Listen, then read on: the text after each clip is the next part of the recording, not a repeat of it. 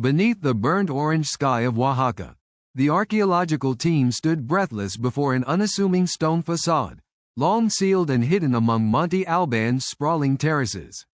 This was no ordinary find. The doorway to the tomb bore no signs of intrusion for centuries, whispered in the winds as a silent guardian of the past. As the lead archaeologist carefully brushed away layers of dust and moss, the atmosphere seemed to thicken. A heavy anticipation settled on the team. The weight of history pressed down, suffused with the sacred aura that lingered in the still air. The tomb's entrance was etched with ancient Zapotec symbols, fading yet hopelessly enigmatic, as if warning the living to beware the silence beyond. As the stone slab was lifted, the temperature shifted perceptibly. The midday sun retreated behind swelling clouds, casting a shadow that swallowed the excavation site in cold dusk. An intangible presence filled the air, charged and expectant. The archaeologists, though veterans of many digs, exchanged uneasy glances when the first sounds emerged. Not wind or wildlife, but a soft chanting, lilting and indecipherable, cascading in waves through the narrow space. The language was unlike anything they had studied, an archaic dialect, lost in time. The source elusive yet undeniably real, tugging at the edges of reason. Some described the voice as at once mournful and reverent, hauntingly beautiful yet deeply unsettling, as though the tomb itself breathed a prayer. Inside the chamber, the team found a bowl still smoldering with rich incense. The fragrant smoke curled upward as if alive, suffusing the space with a pungent floral scent that was both intoxicating and suffocating. Though no flame burned visible, the embers' warmth radiated a physical heat that clashed disquietingly with the cool mountain air outside. It was as if time had folded inward here. The inside of the tomb defied logic, preserving remnants of rituals long past. The team's excitement warred with an indefinable dread, their scientific detachment fraying under the weight of an unseen, yet palpably potent force that seemed to guard the sanctity of this last prayer. When the soft chant first rose in the silence beneath the earth, the entire excavation party froze. The voice was fragile yet insistent, layering on a cadence that seemed sacred rather than malevolent. Though no lips moved, the sound poured from the shadows, as if the tomb itself spoke through a veil of centuries. Team members later described it as an ethereal supplication, an undying prayer echoing across time. Skeptics among them posited it was a trick of air currents or an auditory illusion, but the intensity and clarity convinced others it was a true supernatural phenomenon. A feeling of reverence mingled with an oppressive weight, as though this chant was a protective spell or a desperate plea left by the ancient occupants. The incense's scent became an invisible thread binding everyone present to the ancient rite. Unlike any modern fragrance, it was simultaneously intoxicating and alarming, pulling memories that no one could claim as their own. Some on the team reported sudden dizziness, blurred vision, and waves of nausea. One of the younger assistants, a linguistics graduate named Emilio, was the worst affected. Hours after the chamber was opened, Emilio began mumbling phrases in a tongue none recognized. His tone carried urgency and lamentation, his eyes glazed with otherworldly clarity. Frightened colleagues watched as his voice rose and fell in the mysterious chant, convoking unseen presences. His condition worsened, entwining his essence with the tomb's long-forgotten prayer.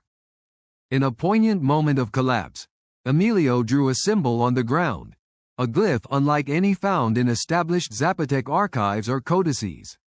This strange variant pulsed with an eerie vibrancy under the archaeologists' lamps. Experts later identified it as related to a secret religious script, possibly a form reserved solely for sacred ceremonies or burial rites. This discovery suggested the tomb's occupant was no ordinary noble but a guardian of spiritual knowledge, whose presence still permeated the sealed chamber. The glyph became a key cipher to unlocking the tomb's purpose, or perhaps a warning. The psychological strain on the team deepened as they recognized the ancient power still breathing within this hallowed crypt. Emilio's transformation terrified the team. His demeanor changed from eager academic to a vessel tormented by voices from the tomb. His utterances alternated between the soft chant and fragmented words that defied translation. Senior members struggled to maintain authority, watching helplessly as their colleagues slipped into an altered state, eyes dark and distant. The hospital call days later reported he was unresponsive, cycling between fevered murmurs and silence. Psychiatrists were baffled. No known illness fit his symptoms. In private moments, Emilio's whispered pleas hinted he was caught between worlds. The prayer must remain. It cannot end. His mind, it seemed, was tethered by an invisible thread to the tomb's unbroken ritual. The remaining team wrestled with their faith in science and the palpable terror infecting the site. Their once vibrant camaraderie fell into hushes and wary glances. Sleep evaded many, haunted by the ethereal chanting echoing in their minds. Some recorded strange phenomena. Cold spots near the tomb mouth, fleeting shadows that seemed human but vanished on approach, and inexplicable chills despite Oaxaca's heat. These manifestations frayed nerves, prompting heated debates about continuing the dig. Local guides whispered of ancient curses guarding sacred grounds, urging respect and caution, but the archaeologists were caught in a maelstrom, trapped between disbelief and undeniable experiences. The tomb became a focal point of psychological tension and spiritual dread. The line between the material and metaphysical dissolved as team members confessed feelings of being watched, as if unseen eyes penetrated their souls. The simple act of excavation transformed into a ritual unwittingly completed, as if awakening the tomb's slumbering guardian. The ancient prayer, suspended in time, demanded respect or reprisal. Fear swelled beneath the surface, unsettling not just bodies but beliefs, forcing even hardened skeptics to confront the possibility that some prayers never truly end. They echo eternally, binding the past to the present in a fragile, fearful dance. After days of mounting strangeness and Emilio's deteriorating state, the team convened a somber meeting under the bruised sky. The decision was unanimous yet heavy: seal the tomb forever. The air was thick with sorrow and relief. Returning the stone slab felt like shutting a fragile lid on a Pandora's box shaking just beneath their fingertips. The process was undertaken with reverence. The remaining incense embers were allowed to smolder out, and a small stone was placed, crudely carved in both Zapotec and Spanish. "Do not disturb the last prayer." The inscription was a solemn pact with history, an acknowledgement that some mysteries carry their own sacred boundaries, beyond the reach of human intrusion. The symbolic act rippled beyond the excavation site. News of the haunting spread quietly among archaeologists and local communities.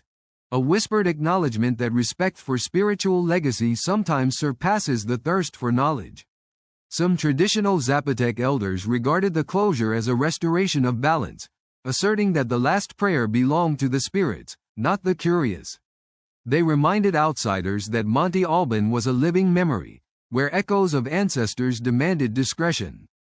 Legends grew around the event, blending academic accounts with oral tradition, solidifying the tomb's status as a hallowed space untouched and inviolable. Psychologically, the excavation left indelible marks. Witnesses reported lingering unease, nightmares, and a newfound humility for the forces embedded in ancient sites. Emilio's recovery was slow, marked by fragments of the mysterious chant still slipping into his speech. Others reported heightened sensitivity to spiritual presences, a reminder that the veil between past and present remained thin. The tomb's ceiling was not an end but a threshold, an eternal invitation to honor the unknown's depth and the price of disturbing sacred rites. The last prayer had been heard, but at a cost none would forget. To this day, the sealed tomb at Monte Albán stands as a powerful symbol in both archaeological and paranormal communities, a testament to the coexistence of history and mystery. Paranormal researchers often cite the event as a rare encounter where spiritual phenomena intertwined palpably with rigorous field study, challenging clear distinctions between science and the supernatural. The story of the last prayer has inspired renewed respect for indigenous spiritual practices and the often unseen forces that ancient tombs may harbor. It reminds investigators and visitors alike that some rites were meant to transcend time, bridging the living with the eternal in a solemn covenant. Locally, the tale has woven itself into the cultural fabric of Oaxaca, enriching legends of Monte Albán with themes of reverence and caution. Stories passed down warn of disturbing sacred places, a lesson echoed in the tomb's simple warning stone. The interplay of Zapotec heritage and contemporary belief continues to shape how communities view ancestral sites, as not merely historical relics but living sanctuaries where the past whispers through incense and chant. This perspective fosters a spiritual guardianship that balances curiosity with humility, bridging the chasm between the modern world and ancient spirituality. Ultimately, Monte Albán's last prayer challenges us to ponder the boundaries of reality and the unseen dimensions that permeate human experience. It invites reflection on the emotional resonance of contact with the unknown, the fear, awe, and respect evoked by encountering an enduring spiritual presence. This event persists as a haunting question. When history breathes a prayer that refuses to die, to what extent should humanity dare to listen or intervene? The answer remains suspended in the timeless chant still echoing beneath the stones, an eternal invitation to honor what lies beyond the veil.